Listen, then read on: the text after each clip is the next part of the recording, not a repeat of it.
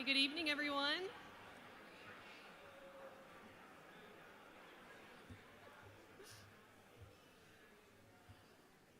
Hi, welcome.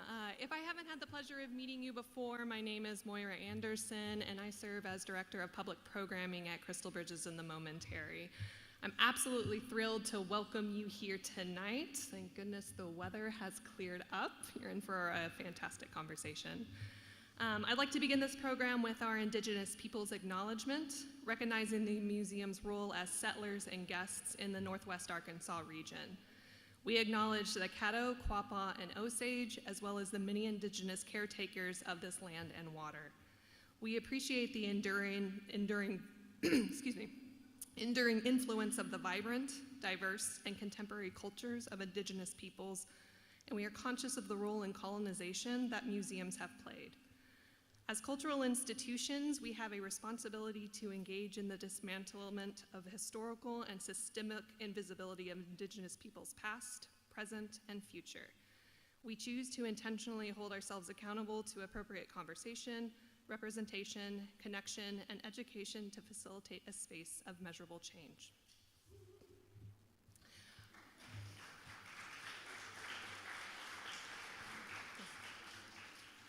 Well, what a pleasure to welcome you all this evening to kick off our newest exhibition, KAWS Family. Just as a show of hands, how many members today got to run through the exhibition before the talk? Fantastic, great. If you haven't had a chance to see the exhibition, we're open until 8 o'clock, and if you're a member, you can go and look at it after the show. I also want to say this is just the beginning of an exciting weekend of programming. So the celebration does not stop here. Tomorrow from 11 to 3 p.m., we're holding Tune In, which is a free family event that's packed with live music, mural artists, hands-on drawing activities, a dance party, and hopefully you. So bring your friends, bring your family, come back and celebrate with us. You'll have an opportunity to also see the exhibition then. Of course, none of this tonight or tomorrow's celebration or this incredible exhibition would be possible without the generous support of our sponsors and our friends. So I'd like to extend a heartfelt thanks to General Mills, to Goldman Sachs, iHeartMedia, the Coca-Cola Company, Stout Executive Search, Martin and Amber Bynum, Harrison and Rhonda French Family, Friday, Elridge and Clark LLP, Jeannie and David Hartman, Mary Beth and Mickey Mayfield, Paradigm Advisors, Jessica and Clint Schaff, and Esther Silver Parker. We also want to thank Julian.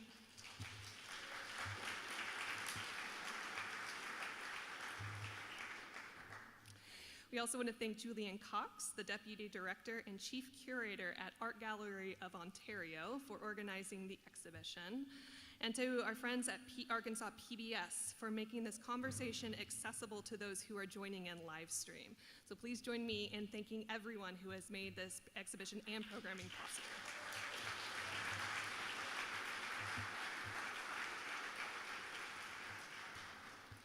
So tonight we're thrilled to host the artist KAWS in conversation with Curator of Contemporary Art, Alejo Benedetti.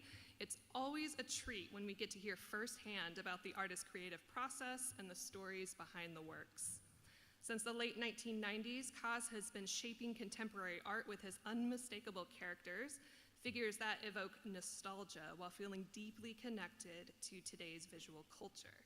His work blurs the boundaries between fine art and pop culture, making them both iconic and universally loved.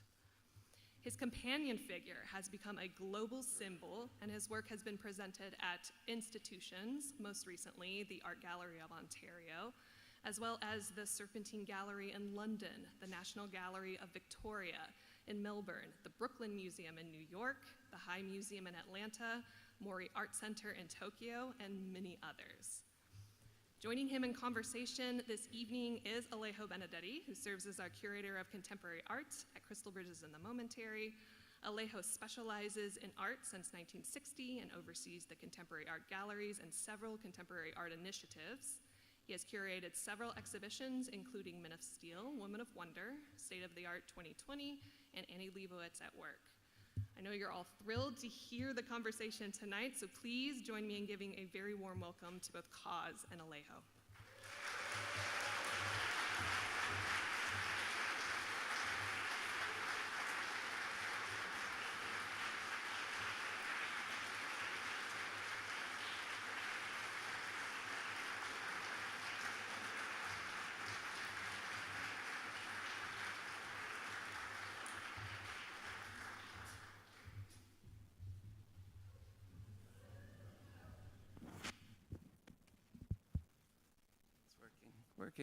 Working.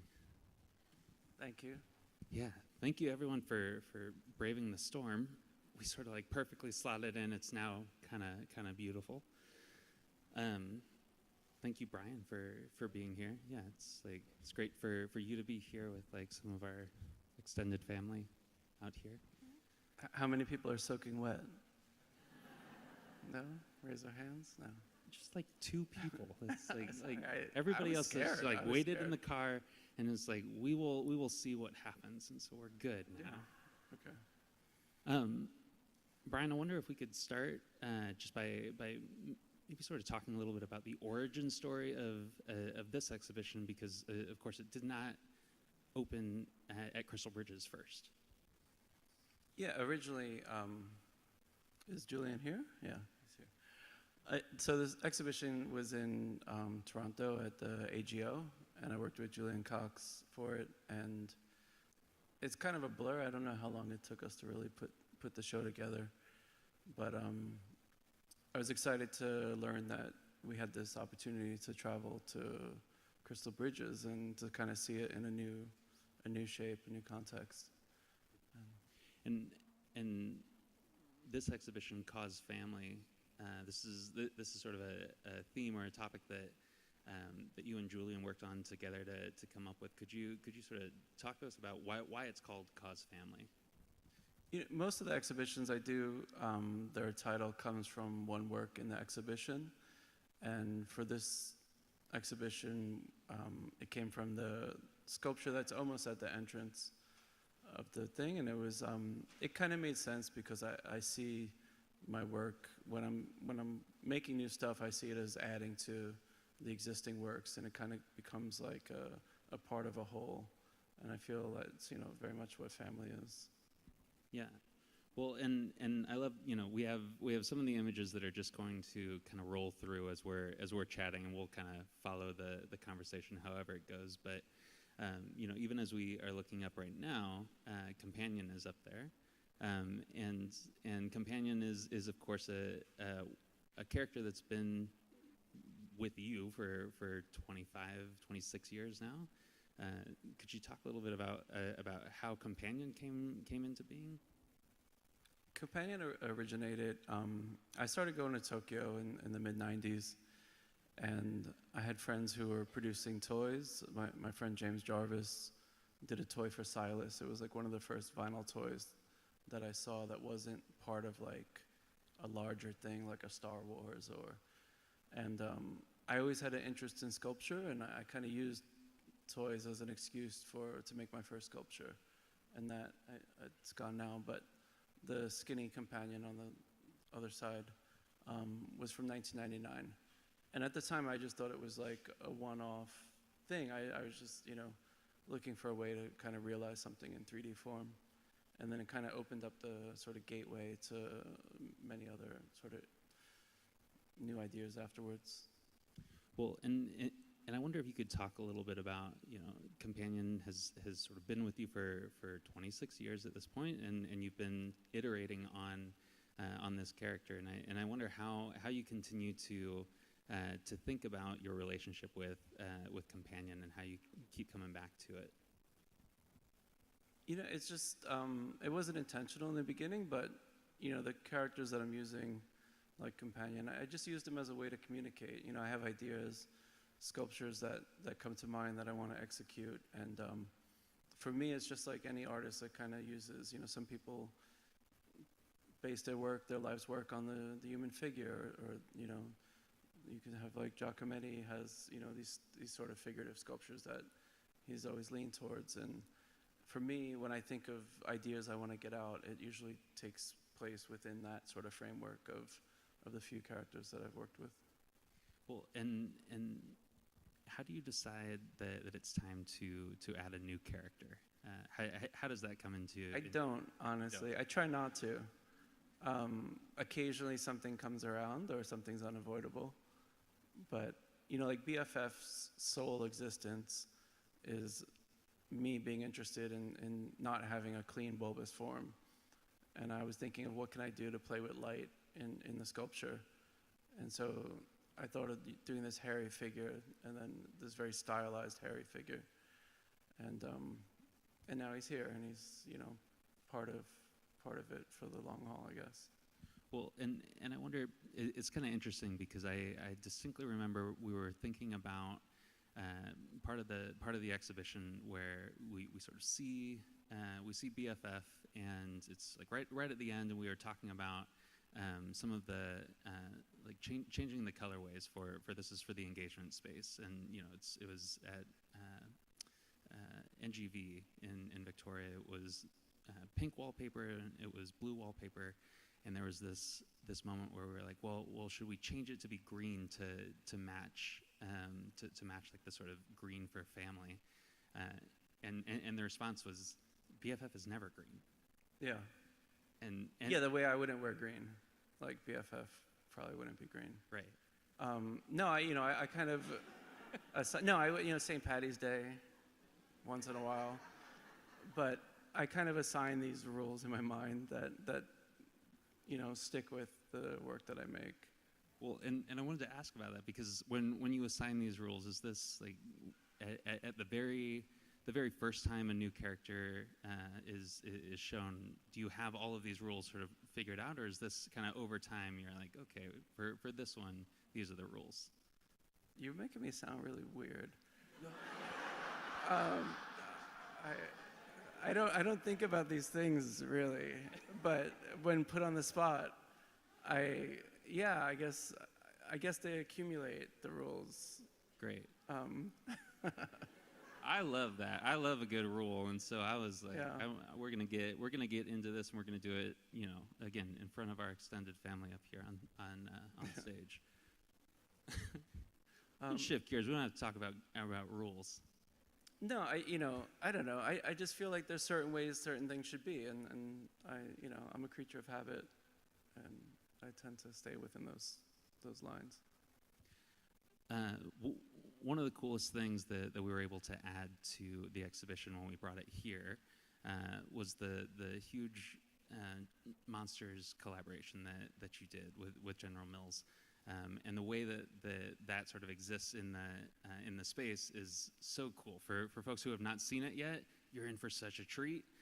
For those who have seen it, you know what everybody else is missing. And so I wonder if you could talk a little bit about that collaboration and even like just those that presentation of the work. Yeah, I don't think those works existed when I was planning the show with Julian for AGO, and I was really eager to kind of get them here because I felt like they fit within the exhibition, and the paintings kind of came out, like first came the collaboration with General Mills, and which I don't know how many are familiar with General. I feel like this is like maybe the right audience. It's a cereal company, and so they approached me to do Reese's Puffs, and I immediately was curious about the monster cereals just because I know they just have such a great history and aesthetic and the toys that they made for them. And so I did the project, but then after the fact, I decided to do the paintings and the sculptures for it. And so I had to kind of reverse engineer and kind of take everything that I did as a pen drawing originally for a small box graphic and like very meticulously paint it by hand for the paintings. Well, and looking at the four monsters, I am very familiar with Count Chocula and Boo Berry and Frankenberry, but Fruit Brute was admittedly kind of new to me. Just to be very honest here, I didn't know about Fruit Brute, and so how did you sort of land on those four characters? I think because in the 70s, they made those 4 characters as vinyl toys. And I was just trying to stay true to that moment.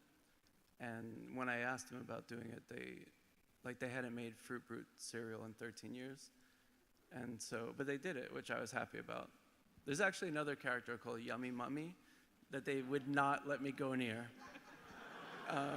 So that was like a hard no. But I tried. Again, with these rules, it's like they just keep coming. You know, things change. People's perceptions change, I guess. Also, in that space, and you mentioned the like these little these toys, because the paintings, they're the cereal boxes that are on the wall, and then there are also the sculptures that are in the space, which are so great. And I wonder if you could talk about like why those sculptures look the way that they do.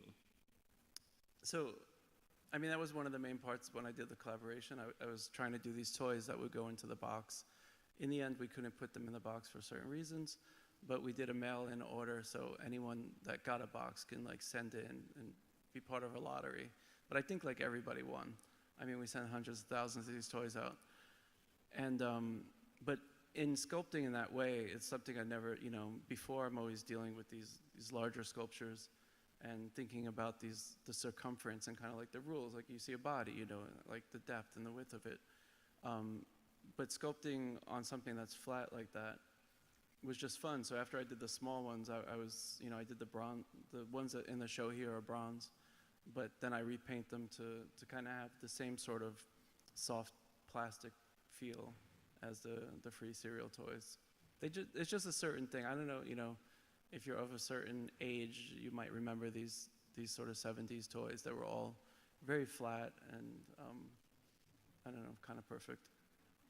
So. As we continue to move through the exhibition, there is, we continue to see all these paintings, and these paintings, the surface of them is just immaculate, and we've talked about this a little bit. When I look at it, and I feel like I have studied many of these very closely, and the surface is just pristine, and it looks like there's not a lot of your hand that is at least not immediately visible. And I wonder if you could talk a little bit about how you approach painting and how you're getting it that flat, and how you are and sort of why you're painting in this way. OCD. I think, it's just what I like to make. I like the challenge, and it's like in a weird way, like a lot of people see those paintings and they just assume that they're printed, or I feel like we're so like bombarded with flat graphics that. But when I think of painting like that, and I work on the wall, but I work on tables. I paint super thin, so there's many coats for every color you see. There's like between like 5 and 13 coats of paint on it, and it's just, I don't know why I started that way, but I haven't been able to shake it too much. It's just the way I like to see things. Yeah.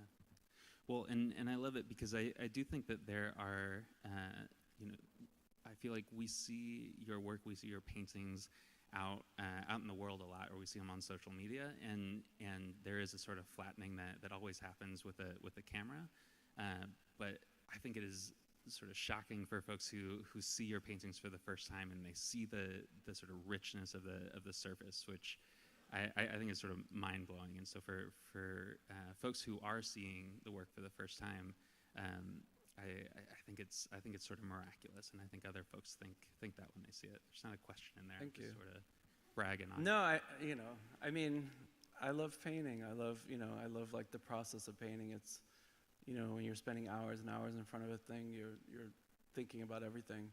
So, you're there, you know what you need to do, but your mind is everywhere else.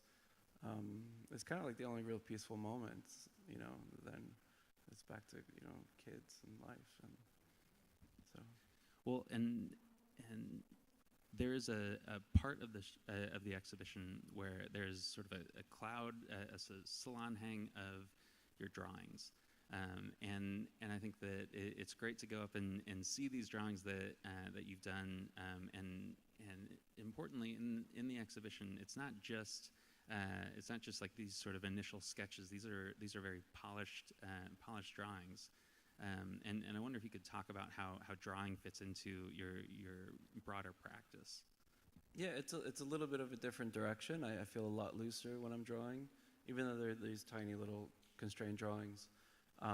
What you'll see in the exhibition, or if you visit it already, most of those are drawings I did for graphics, for like the boxes of toys I released, or T-shirts, or different sort of uses. So a lot of times I'm making those black and white ink drawings, knowing that I'm bringing it into the computer and then adding color and using it through Illustrator and that kind of thing. But I love drawing. I love doing, it's like, it's more faster and rewarding, I guess, than the paintings. Well, and I think that the way that those work in the context of the exhibition, it's great to be able to see all of these different ways in which you're making, and one of the things that I've really enjoyed sort of watching just in working with you on the exhibition is that when you are looking at the sort of graphics that are going to be on the wall, or when you're looking at like some sort of merchandise that our retail team is creating, your attention to detail is always there. I mean, it is you are focused on how these look, and they have to look great. They have to look like your work. And I wonder if you could talk a little bit like bigger picture about how you think about how your work exists sort of out in the world, as paintings, as sculptures, but then also through these brand collaborations and different products that you create. Yeah, I think, if I'm letting it out of the studio and people are going to interact with it, it's equally as important for me for a painting to be completely resolved as a product. Sometimes working on collaborations, you're halfway in it and it's a company you're first working with, and there are compromises at times. It's not like in the studio where you have complete control, but it's important. I don't know, if somebody's going to take the time to be with something I've made, it's important for me that it's to the best of my ability at that moment with whatever circumstances it is. Yeah, I don't know. I look at, I think about the things around me and I live with, and what I appreciate about what I see, and I try to hopefully make things that can kind of last and remain interesting for people. Yeah. Well, and I think as people, we like stuff, and so like we like to be able to have this thing, and it's good being able to see a painting and see that, like, oh, that looks incredible, and then also to be able to have this product and say, like, this looks incredible, that there isn't that sort of like difference in quality that's happening between the two. Cool. Thank you. Yeah. Another one of the things that we see, there's a little sort of mini section within the exhibition where we have a couple of the space figure, and I feel like space has sort of an interesting origin story in terms of how it's shown up over the years, and then also some of the different things that's sort of adventures that space has gone on. I wonder if you could talk a little bit about space. Yeah, piece by piece, I wasn't imagining those being together at some point. It's just different opportunities. I think it started in 2013 doing the MTV Moon Man. That was sort of the first of that kind of work. And then more recently, we were doing holiday projects, which are these like large inflatable sculptures. We, did them in Taipei and Japan and Hong Kong, and like just finding different countries to do these large installations where, you invite tons of people, and it's really about being there for like 10 days or 14 days and having, just a lot of like community building around it and having a lot of people visit it. And then when COVID happened, I just didn't want to, we were trying to figure out ways to still do things and keep my mind active and still have a dialogue with the public. So we thought of space, which was basically the original was only this tall, and we put it on a satellite and sent it up into the atmosphere, and then the balloons popped, and then it drops, and basically we cast it online, and it was just sort of this thing. Another thing that kind of really helped at that time was working in augmented reality, and continually like creating projects and releasing them through AR, through our app Acute. I don't know. I love a dialogue. I like having a dialogue, like sending sort of bottles off into the sea and kind of letting them be discovered. So I think find a way. That's great. And one of the things that's sort of in that section, it's not specifically space, but it is, you mentioned the holiday project, and then there is, because it happened after this exhibition opened at AGO, something that was kind of cool that we were able to add in was the holiday Shanghai, the little figure Right, that's in. Exactly. Yeah. So just such a cool thing to also know that, the holidays started before COVID, and they have also come back. They're very much We're working on one right now that's coming up this year. No, it's great. Honestly, I use it as excuses to go to countries I haven't been to, and it's it's fun to go and discover a place through a project, and so you're there, you're working, but then you get to like go and mess around and So.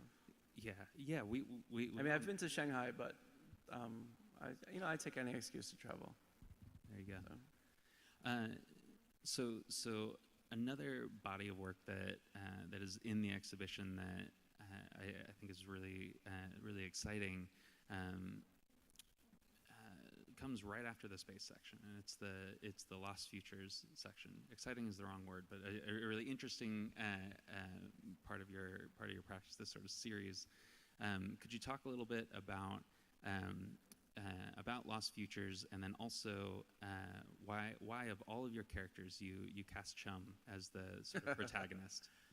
I don't have an answer for that. I think at that time I was just thinking of isolate. Most of those paintings I was thinking about isolation and being disconnected, and that's that's just sort of the body of work that came out at that moment. Yeah. Well, and also noting that like it. But what party? The sculpture in there is from a few years earlier. Right. But I felt like that demeanor. I don't know. Chum just seemed like a good person to put in behind bars. So yeah, is that? Wow, I was not expecting even a giggle. Can't tell at this crowd. I know. It's like like they don't know I was serious. Yeah. I don't like Chum.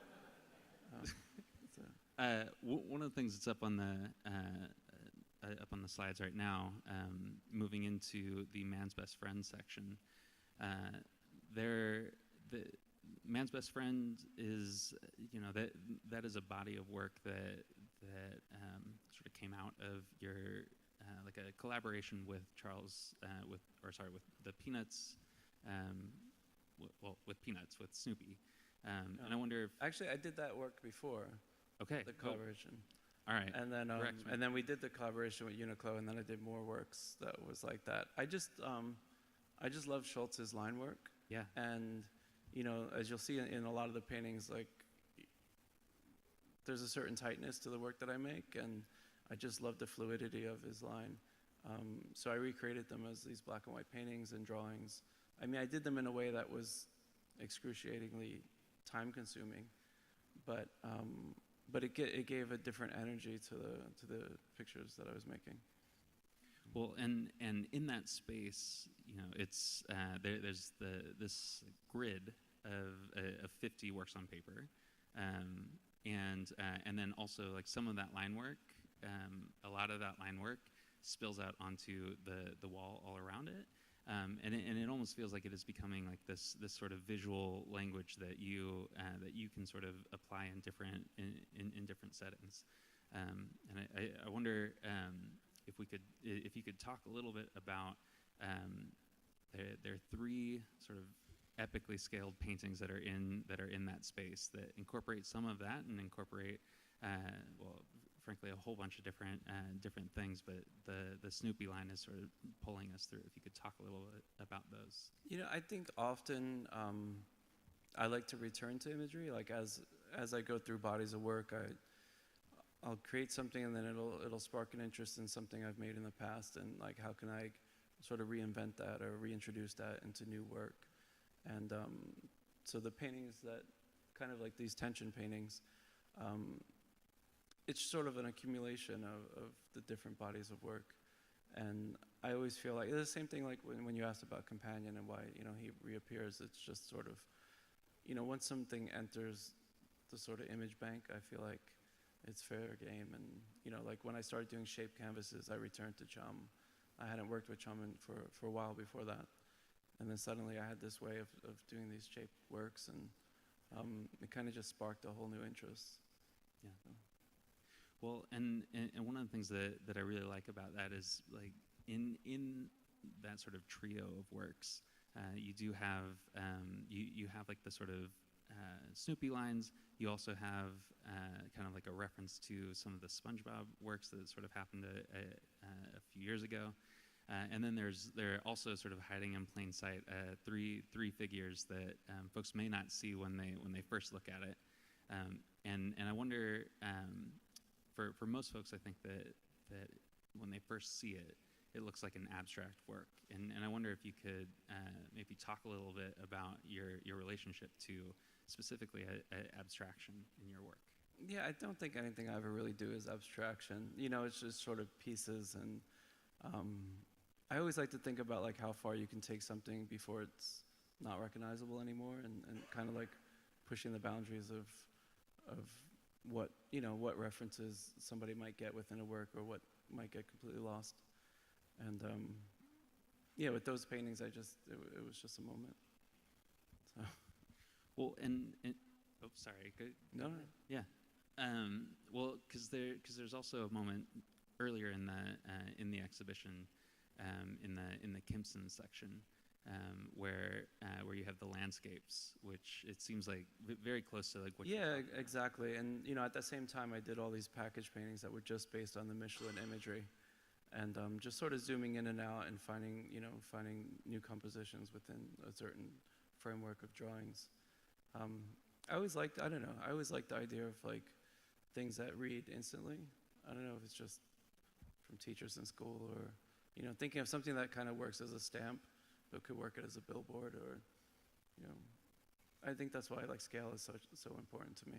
Yeah, well, and I wonder if you could talk a little bit about scale, because I feel like there are certain levers that you're able to pull within your work, and scale is a huge one. I mean, like sometimes they're huge, sometimes they're very small, and obviously all of that is something that you're thinking through really intentionally. Yeah, I try to create things that work in sort of all these different scales, like different sizes.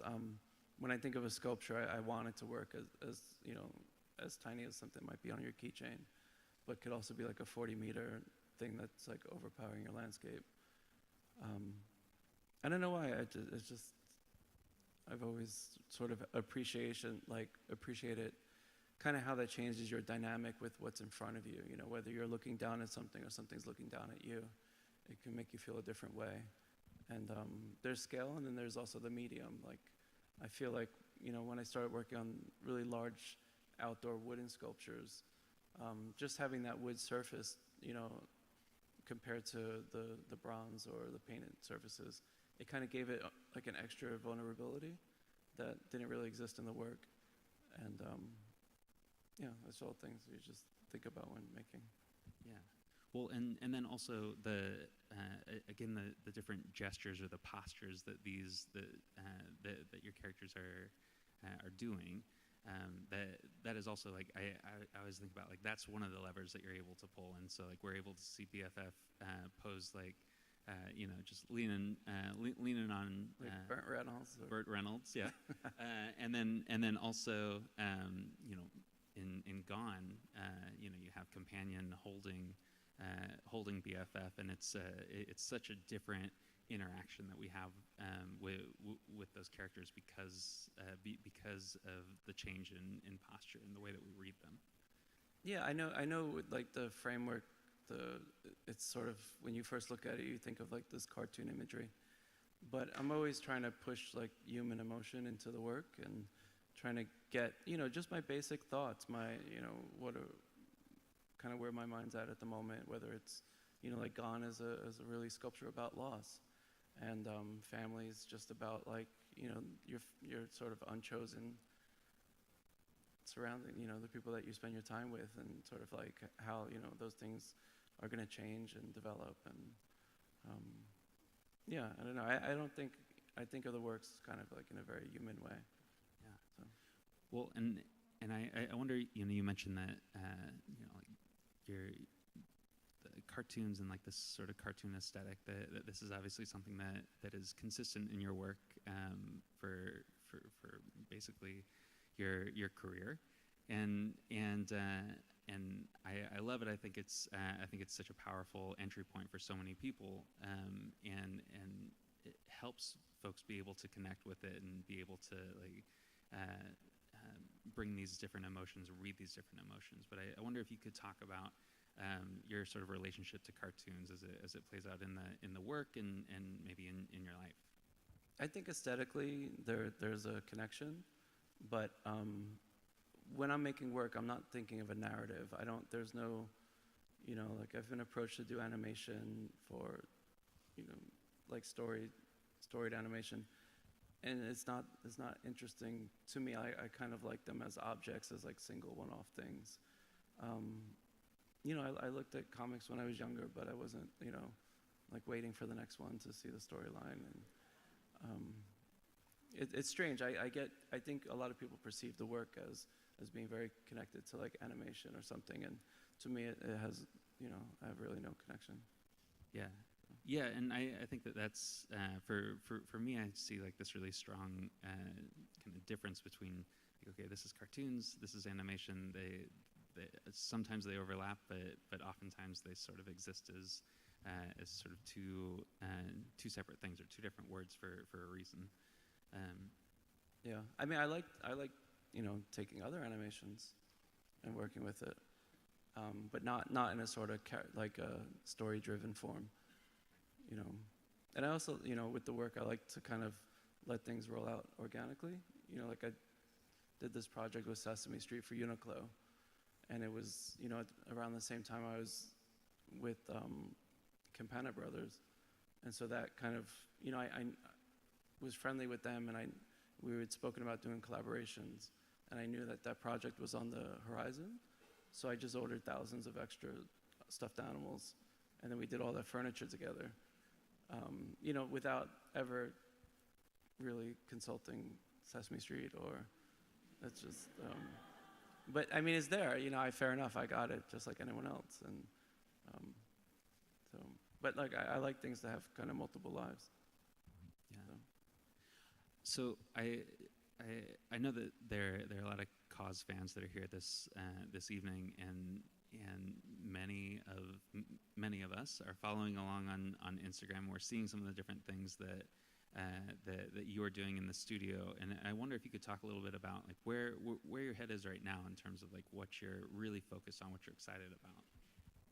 I mean, right now I'm working on new paintings. I have a show in Berlin coming up, and I don't know, Instagram, I go in and like right now I feel social media in general is a bit depressing.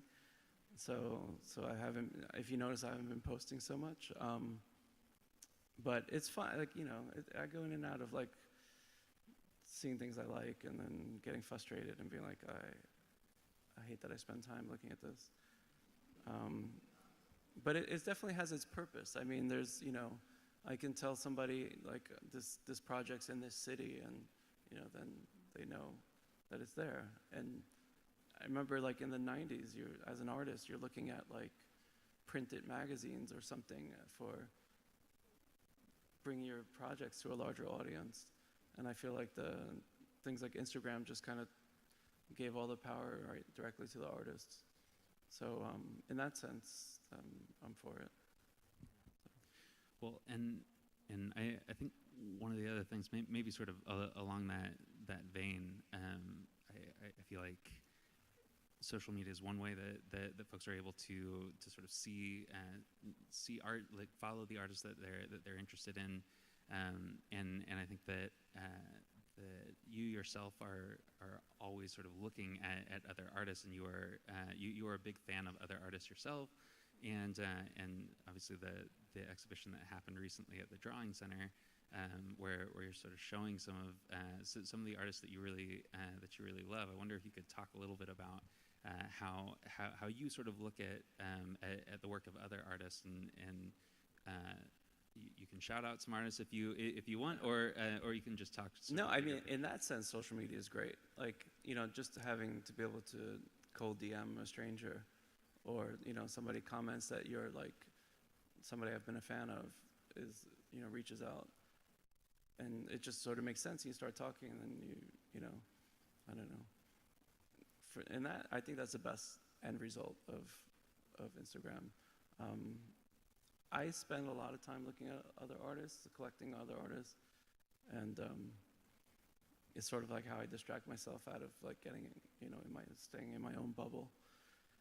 But, I don't know, the Drawing Center was a fun project because it was the first, I felt a little bit more exposed than I do with like an exhibition like this, whereas, this is my work, and I've kind of, I've grown comfortable with sharing it in a public way.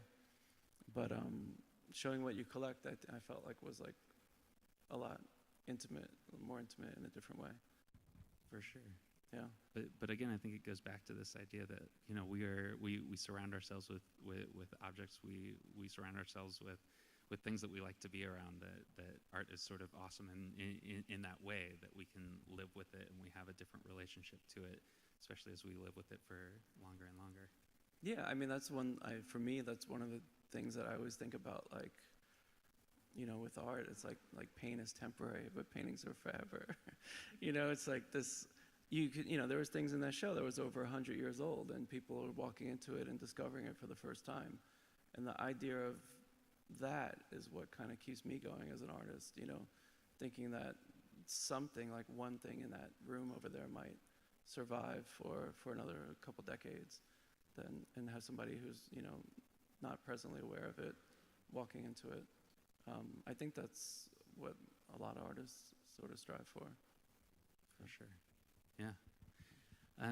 I'm looking at the time, and I'm also like looking at this crowd of folks, and I know that there are a lot of people that would love to ask a couple questions, and I wonder if we could open it up for a little Q&A at this point.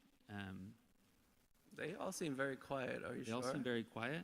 I don't know. Like I said that, and all of a sudden I'm seeing like hands start to wave a little bit. If you raise your hand, we have mics that are choosing. Not me. He's choosing. Okay. I think too much our pressure will be over here. Hi, Brian. Such a huge fan. I first saw your art piece in 2012 downtown in Atlanta. And so I just wanted to know, what is your most difficult art piece that you have created? And with what's going on right now, what's the advice that you can give to us whenever you're going through a difficult time in your life? What powers you through? What's the most difficult piece I created?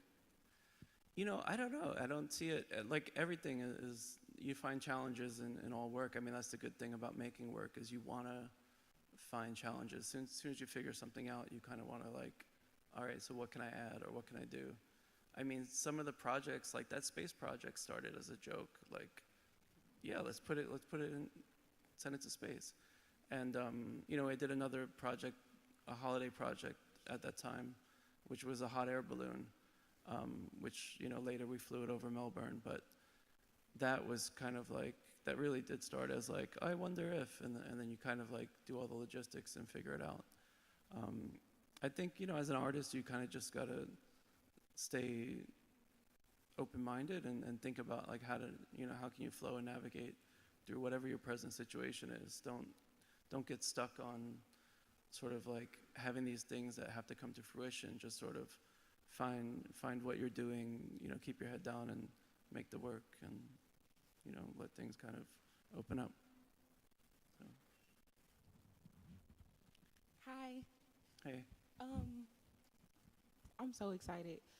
So I have lots of questions, but I'm gonna be modest because, you know. But I was just wondering if you could speak a little bit about how you transitioned from being a graffiti artist into, I guess, a fine artist, if that's what you classify yourself as. No, definitely not.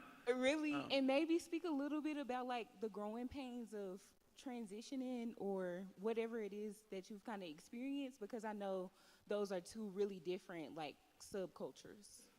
Yeah, no, that's a good question. I think it's funny. It's not. It was a long process, and I don't see it as a transition. I don't feel like this current work is any better than that work, and you know, it's all sort of like that's the moment. That's where your head's at. When I was doing like straight graffiti, not painting over advertisements, and that was really the only outlet I had, and it was great because I was a young person in Jersey City, and I was meeting other young people in, you know, Manhattan and sometimes Jersey, different countries, and just people with similar interests. And I feel like that was, you know, as much as I loved painting and doing walls and freight trains and stuff, having that community and knowing that there's other kids, like other groups you can roll into. I remember the first time I left the country was in '96, and, you know, I just landed in Germany and rolled right into painting with kids in Munich, and then went to Berlin and, you know, did billboards, and they were like, why are you wasting paint on painting over advertisements? And it was just, you know, it was fun. It was like a real sort of energy at the time, and I feel like at this point in my life I have other things that I haven't done that I'm super eager to kind of realize, and so that's kind of where my mind is at and keeps me going.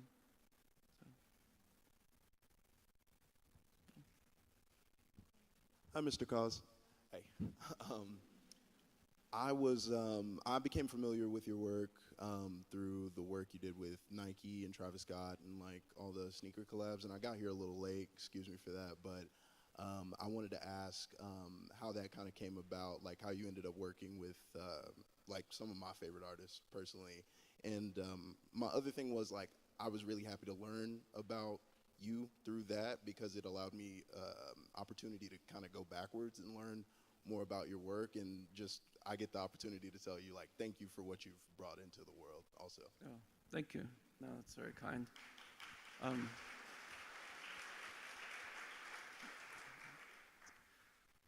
You know, sneakers is just another outlet.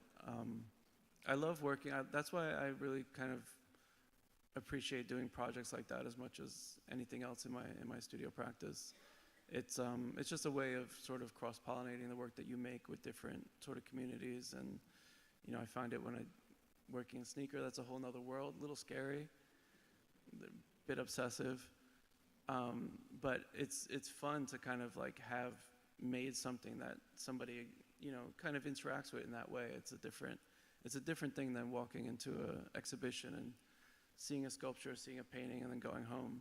I mean, these are things that people can, you know, have in their daily life, and you know, my hope is that it would lead them to kind of look at the other things you make.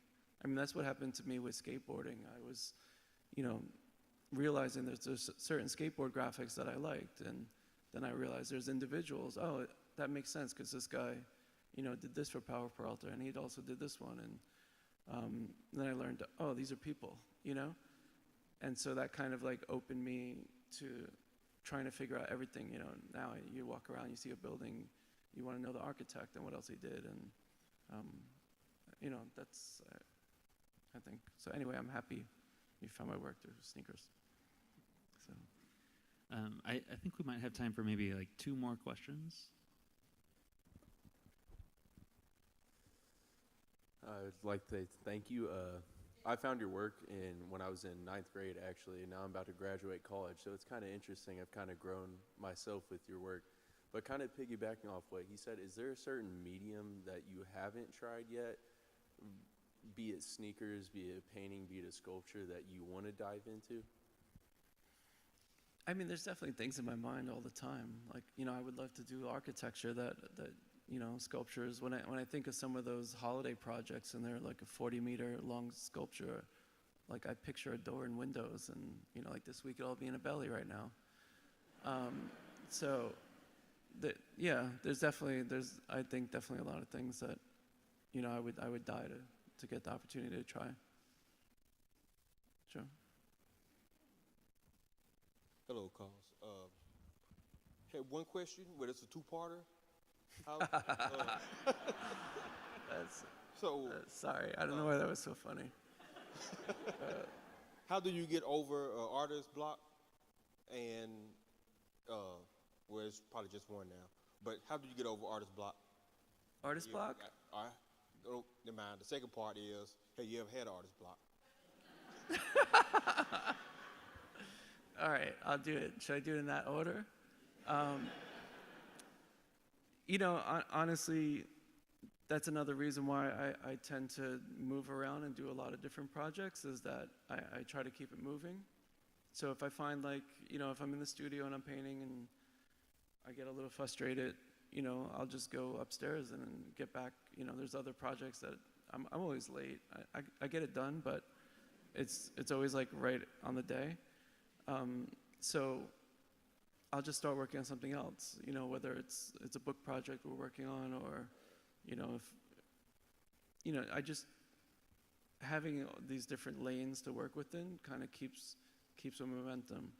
And knock on wood, I'm lucky to be in a place where I can say, I don't want to paint for a couple weeks, or I don't want to work on sculpture. I'm not going to do a sculpture this year. And, so it's sort of you wait for those moments to kind of choose you and then tell you to start working on them. So. Well, I think that that's kind of a great place for us to conclude this evening. And I just want to say thank you so much, Brian, for being here. Thank you for the amazing exhibition, and thank you.